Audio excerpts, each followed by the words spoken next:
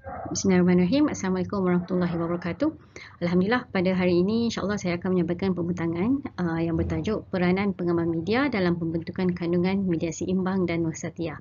Terlebih dahulu saya perkenalkan diri saya adalah Fauzia binti Hassan dari Universiti Sains Islam Malaysia. Dimaklumkan juga bahawa co-authors adalah Masyita Anwar Musyadat, Dr. Sofia Hayati dan juga Muhammad Zaki Mustafa.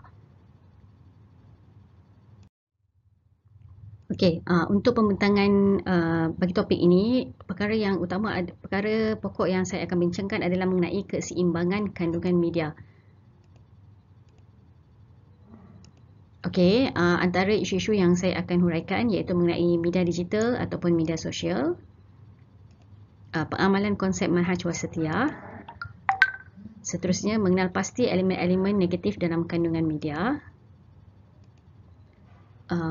menemubual pengamal media di Malaysia, menerapkan nilai etika kerja Islam.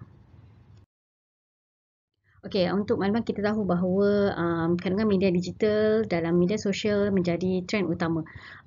Terutama saja sekali di dalam norma baharu ini, di trend mengenai penggunaan media sosial dibincangkan dalam kalangan akademik, penyelidik, individu berkepentingan dan sebagainya.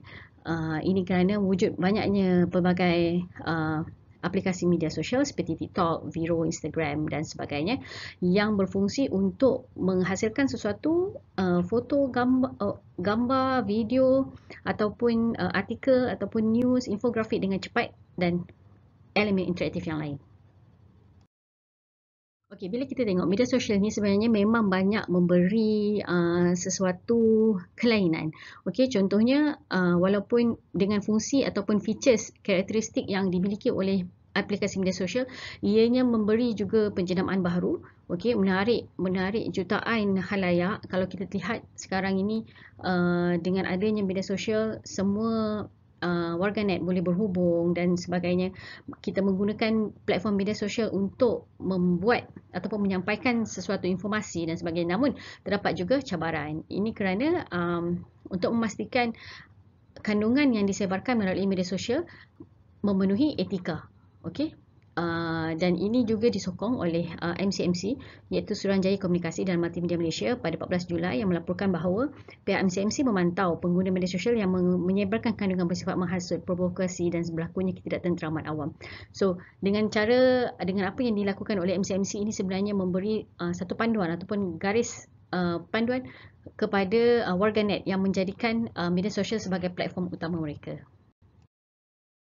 Okey, berdasarkan kepada persoalan yang saya timbulkan tadi, bagaimana kita hendak melahirkan warganet yang mempunyai etika dalam penulisan, yang mempunyai orang kata mengikut panduan, tidak menimbulkan sebarang kekacauan, kesalahfahaman, tidak menimbulkan sebarang kontroversi di dalam apa sahaja maklumat, informasi yang disampaikan melalui media sosial. Kita bincangkan di sini bagaimana untuk mengaitkan bagaimana keseimbangan penulisan atau pelaporan yang ada tidak seimbang boleh diterjemahkan melalui aplikasi media sosial. So antara cabaran yang lain juga adalah bagaimana media yang disebar, media luar seperti media asing yang pastinya punya agenda terutama apabila ia berkaitan dengan isu Islam dan umat Islam. Kita lihat kat sini bahawa dengan adanya media sosial yang dipunyai oleh ataupun yang dimiliki oleh pelbagai lapisan masyarakat di dalam maupun di luar negara, ia juga menjadi salah satu orang kata alat ataupun platform untuk selain daripada kita ketahui ada isu-isu berlakunya penyalahgunaan etika dalam kandungan media, begitu mudah juga isu-isu berkaitan Islam dan umat Islam dapat disebarkan melalui aplikasi media sosial. Okey, saya bawakan contoh daripada kajian Abu Sharif 2020 mengenai kesan pencegahan terorisme kandungan media digital dalam tradisi agama kontemporari. Ini menunjukkan kandungan media digital hari ini perlu kepada rombakan kaedah penulisan berita agar ianya mampu menyediakan bentuk kajian yang lebih tepat, benar dan tidak berat sebelah. Terutamanya apabila kandungan berita tersebut berkisar tentang Islam dan Muslim. So, ini adalah antara tujuan utama bagaimana untuk kita melahirkan satu idea ataupun fenomena untuk memastikan bahawa apa sahaja kandungan yang disebarkan melalui media sosial tidak berat sebelah, tidak menyalahi etika dan juga tidak bias, okey, dalam kandungan dia. Oleh itu, kajian ini ataupun artikel ini mengambil melihat cabaran yang dihadapi oleh pengamal media di Malaysia dalam usaha untuk memperkasakan prinsip etika kerja Islam sebagai seorang wartawan, terutamanya apabila berada dalam era kecanggihan media teknologi. Ini maksudnya bagaimanakah seorang wartawan itu menerapkan orang kata nilai kewartawanan Islam dalam diri mereka, terutamanya dalam era media digital hari ini, dalam pada mereka perlu untuk kepada menyampaikan suatu berita dengan tepat, cepat melalui Twitter ataupun melalui Instagram, tapi bagaimana pula proses di sebaliknya, apakah ada had-had ataupun limitasi yang berlaku dalam usaha untuk menyampaikan satu berita yang tepat, dan perlu juga melihat kepada kandungan yang akan disebarkan. Okey, hal ini kerana untuk memastikan penulisan dan pelaporan yang adil dan seimbang menjadi tugas kepada pengamal media. Kita tahu masyarakat sekarang menjadi sangat over dependent kepada media kerana media menjadi satu platform utama untuk mereka dapat tahu tentang isu-isu semasa. So, soalan seterusnya, kajian ini juga akan meneroka idea baharu pengamal media untuk melihat bagaimanakah kaedah yang terbaik untuk menghasilkan penulisan atau pelaporan yang baik, adil dan seimbang. Untuk meneruskan pembincangan ini, saya bawakan sedikit ayat Al-Quran yang menunjukkan bahawa hendaklah kita menyuruh berbuat baik segala kebaikan, membuat baik segala perkara yang baik, serta melarang daripada melakukan perkara yang tidak yang buruk dan juga dikeji. Itu adalah antara orang kata definisi ataupun tanggungjawab menyebarkan mesej Islam ataupun dakwah melalui kandungan media. Okey, namun seterusnya mengikut Nur Azhayan et al. 2017 menyatakan bahawa dengan adanya kemajuan teknologi masa kini, media sosial membantu kegiatan berdakwah direalisasikan sesuai dengan saranan Al-Quran untuk menyuruh agar dakwah Islamiah disebarkan secara hikmah dan teratur. Dan inilah yang menjadi orang kata bagaimana untuk kita pastikan penggunaan media sosial ini bertepatan, tidak menyalahi, tidak mengambil kesempatan atas kecanggihan teknologi maklumat. So, pengaruh hebat teknologi komunikasi seperti media sosial mampu mencatat jumlah halayak yang besar dan ini secara tidak langsung berkesan kepada dakwah Islam. Ini dapat dimaksudkan sekiranya kita menggunakan media sosial untuk menyebarkan dakwah, menyebarkan ceramah, menyebarkan maklumat informasi yang benar, maka secara tak langsung Islam itu akan berkembang. Orang lebih banyak tahu mengenai ajaran Islam, orang akan lebih ramai memahami kandungan Islam itu sendiri dengan adanya penterjemah yang baik, dengan adanya kandungan yang baik, yang seimbang, dengan adanya konten yang baik. Okey, saya bawakan sedikit definisi konsep manhaj wasatiyah. Okey, ramai yang menyangka bahawa pengamal media tidak tertakluk dengan dasar wasatiyah. Hakikatnya wasatiyah ini berkait rapat dengan penghasilan pelaporan kandungan media yang seimbang. Ini kerana pengembangan teknologi telah membawa satu fenomena baru dalam kandungan media digital. Media arus perdana seperti platform televisyen, radio dan akhbar turut menggunakan platform media sosial sebagai salah satu cara untuk menyebarkan kandungan yang interaktif dan lebih meluas kepada masyarakat. Okey, isunya di sini apa yang membimbangkan adalah mengikut AGIL 2018, pengamal media lebih gemar mencari publicity dengan menyiarkan berita-berita kontroversi dengan tajuk serta kandungan berita yang boleh mengelirukan sehingga mencetuskan perbalahan. So, antara cadangan yang dicadangkan oleh AGIL 2018 adalah kandungan yang hendak disebarkan melalui media sosial perlulah menggunakan perkataan yang baik, tajuk yang tidak mengelirukan dan isu yang tidak menyentuh sensitiviti mana-mana pihak. Okey, hari ini usaha melahirkan pengamal media yang tunduk dan patuh terhadap ajaran Islam dilihat agak sukar kerana isu yang berkaitan iaitu setengah pengamal media dikaitakan sengaja mencetuskan kontroversi demi untuk mendapatkan publicity dan demi juga untuk mendapatkan menjadi first hand di dalam menyampaikan maklumat. Okey, contoh Aminuddin 2020 menyatakan ada sebuah syarikat media pro-barat yang berpangkalan di Timur Tengah baru-baru ini sengaja menimbulkan kemarahan masyarakat, terutamanya rakyat Malaysia apabila sengaja memilih topik perbincangan yang sensitif dan kandungan media yang dilihat sangat tidak seimbang. Okey, berdasarkan kepada perbincangan yang saya sebutkan tadi, ini adalah persoalan kajian yang pertama, bagaimanakah seorang pengamal media boleh menerapkan etika kerja Islam dalam melaksanakan tugas mereka sebagai seorang wartawan.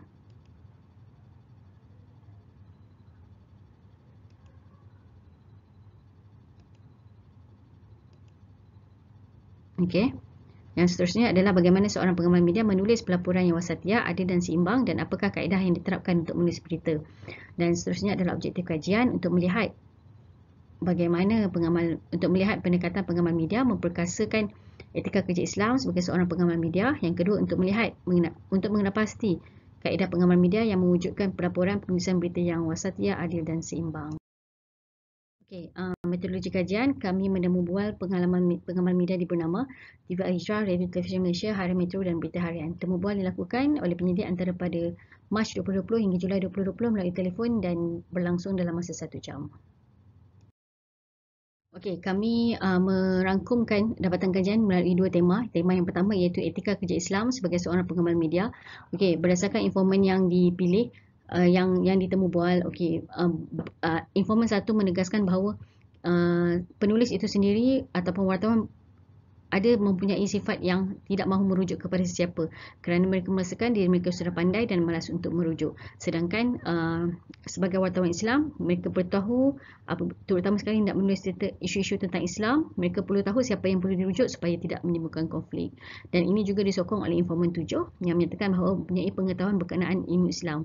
So maksudnya setiap wartawan yang ingin menulis berita, mengulas isu, perlulah merujuk kepada yang lebih arif ataupun mempunyai sedikit maklumat berkenaan isu yang ingin dikupaskan. Seterusnya, informan 2 melihat pentingnya kepada wartawan beragama Islam mempunyai asas agama yang baik, bersederhana dan tahu untuk merujuk kepada sesiapa, jujur dan juga betul dalam penulisan. Okay, seterusnya, informan 8 menyatakan bahawa setiap wartawan yang mengamalkan orang kata cara bekerja mengikut Islam hendaklah mempunyai rasa tanggungjawab ataupun etika. So, maknanya setiap penulisan, setiap apa yang ingin dihebahkan, apa yang ingin disampaikan, mereka, setiap wartawan itu perlu ada rasa tanggungjawab. Adakah perkara ini benar? Adakah perkara ini betul? Apakah cara mekanisme untuk memastikan bahawa setiap kandungan ataupun berita yang disampaikan itu adalah benar dan tidak bercanggah? So, daripada informan 5 dan 6, mereka menekankan bahawa setiap wartawan perlu mempunyai niat yang baik.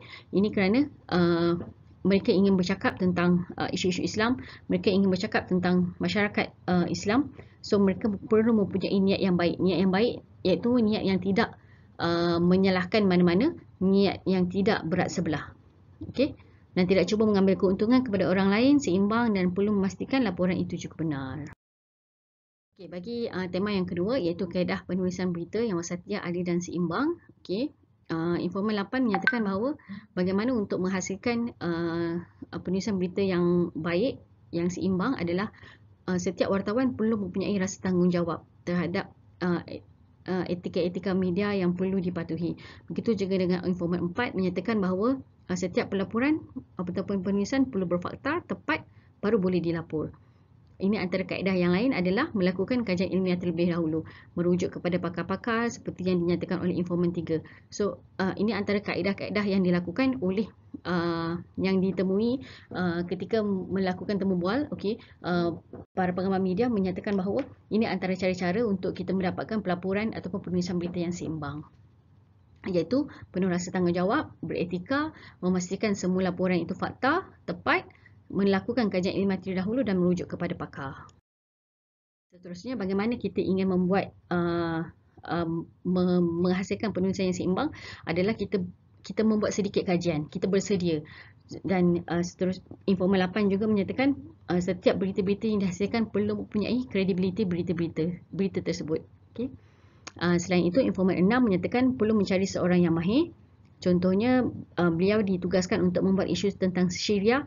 Beliau perlu mencari seorang pakar ataupun akademik ataupun mereka yang terlibat dalam NGO untuk mengupas isu Syria ini. So, mencari seorang yang mahir, yang betul-betul faham tentang isu, kerana kita tidak mahu penerima ataupun masyarakat salah faham terhadap maklumat yang dihasilkan ataupun yang disebarkan.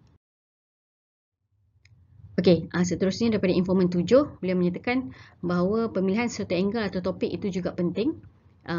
Seperti contoh di TV Al-Hijrah, mereka menyebelahi dan mempertahankan hak orang Islam dan agama Islam. Ini kerana terdapat banyak juga portal antarabangsa di luar, portal antarabangsa ataupun media luar yang begitu stereotip terhadap orang Islam dan agama Islam. So, ini adalah cara mereka adalah berhati-hati dalam membuat pemilihan angle. Okey. Okey, seterusnya bagaimana juga kaedah penulisan berita yang adil dan seimbang adalah memelihara hubungan diplomatik, okey, tidak mengeruhkan keadaan, maksudnya menjaga sensitiviti di antara satu sama yang lain. Okay, secara kesimpulannya, kita tahu bahawa aplikasi media sosial memberi manfaat, kebaikan dan juga keburukan. Namun dalam konteks ini, pengguna media sosial perlu lebih berhati-hati untuk menilai setiap berita yang disebarkan. Penyedia kandungan juga perlu berhati-hati, perlu membuat orang kata rujukan ataupun setiap yang laporan atau artikel yang dihasilkan itu berasas, okey, dalam menyampaikan ataupun menyebarkan kandungan berita, terutamanya sekali berkaitan isu Islam dan Muslim. Ternyata isu kandungan berita Islam dan Muslim ini juga di era Malaysia itu hangat diperbincangkan. Ini kerana kemampuan media sosial itu sendiri untuk menghasilkan, menyampaikan berita yang tepat dan benar melalui kaedah penulisan terbaik dan akan menjadikan seorang pengamal media itu berpandang juga sebagai seorang pendakwah. So ini adalah antara salah satu orang kata platform di mana pendakwah dahulunya menyebarkan dakwah secara tradisional, namun dengan adanya media sosial, inilah platform untuk mereka menyebarkan kandungan dakwah. Okey, tetapi kegagalan seorang pengamal media tersebut menghasilkan penulisan berita berkaitan Islam yang diyakini kesan mampu merosakkan amalan beragama pengamal media tersebut. So ini adalah antara cabaran utamanya, terutama kepada pengamal media dalam memastikan setiap kandungan, setiap berita yang disebarkan yang diambil daripada berita luar negara, contohnya untuk ditulis semula perlu pastikan kandungannya itu tepat, perlu rujuk dan punyai orang kata membuat persediaan, merujuk kepada pakar dan sebagainya. Okey, sekian, terima kasih. InsyaAllah kalau ada apa-apa soalan boleh rujuk kepada full paper yang saya dah hantar dan boleh juga menghubungi saya melalui email di fauziah.hasan@usim.edu.my. Apa-apa juga cadangan dan penambahbaikan dialu-alukan supaya kita dapat para pembentang boleh memberikan orang kata kerjasama dengan menegur apa juga kekurangan dalam kajian ini dan juga memberi penambahbaikan untuk saya lengkapkan lagi kajian ini supaya boleh disebarkan juga kepada khalayak tentang ilmunya, insya-Allah. Terima kasih. Assalamualaikum warahmatullahi wabarakatuh.